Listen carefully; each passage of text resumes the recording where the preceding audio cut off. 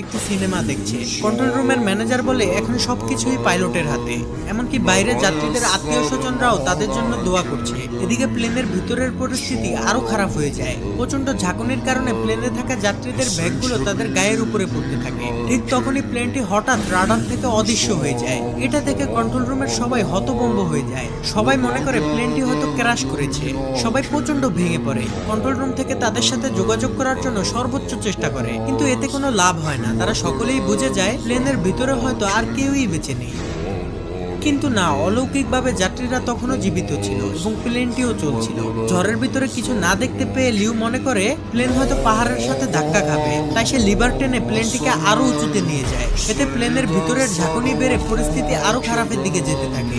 লিউর মাথায় তখন একটা জিনিসই ঘুরছিল যে প্লেনের মধ্যে থাকা 19 জন যাত্রী এবং সে সহ 9 জন ক্রু মেম্বারের জীবন এখন তার হাতে। অর্থাৎ 128 জন মানুষের প্রাণ হাতে নিয়ে লিউ তার সম্পূর্ণ অভিজ্ঞতা দিয়ে প্লেনটিকে কন্ট্রোল করতে থাকে। মৃত্যুকে কাছ থেকে দেখা যাত্রীগুলো এখন তাদের মনের কথা বলতে শুরু করে। অনেকে এই জীবনের শেষ ভিডিও বানায় তাদের প্রিয়জনদের জন্য। আর কিছুক্ষণের মধ্যেই প্লেনটি ঝড় থেকে বের হয়ে আসে।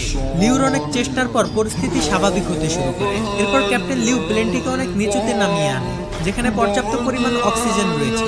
এরপর সকল পাইলটরা ভালোভাবে দেখার জন্য অক্সিজেন মাস্কটি খুলে ফেলে। ঠিক তখনই চ্যাংডু এয়ার কন্ট্রোল সেন্টারের রাডার প্লেনটিকে আবার ডিটেক্ট করে ফেলে। এটা দেখে কন্ট্রোল রুমে থাকা সবাই খুশি হয়ে যায়। তারা যেন বুক ফুলিয়ে শান্তির নিঃশ্বাস নেয়। এমনকি কন্ট্রোল রুমের সাথে প্লেনের রেডিও কানেকশনও ঠিক হয়ে যায়। এমন ভয়ঙ্কর অবস্থা থেকে ফিরে আসা কন্ট্রোল রুমের কেউই যেন কল্পনা করেনি। যাই হোক, রেডিও কানেকশন ঠিক হওয়াতে ক্যাপ্টেন লিউ আবারও কন্ট্রোল রুমের সাথে যোগাযোগ করতে সক্ষম হয়। কিন্তু উইন্ডো শিল্ড ভাঙা থাকার কারণে প্রচন্ড বাতাসে পাইলটদের কথা কন্ট্রোলাররা বুঝতে পারে না। কিন্তু কন্ট্রোল রুমের কথা যেহেতু তারা শুনছিল, তাই কন্ট্রোল রুম থেকে তাদেরকে ইমার্জেন্সি ল্যান্ডিং করতে বলে।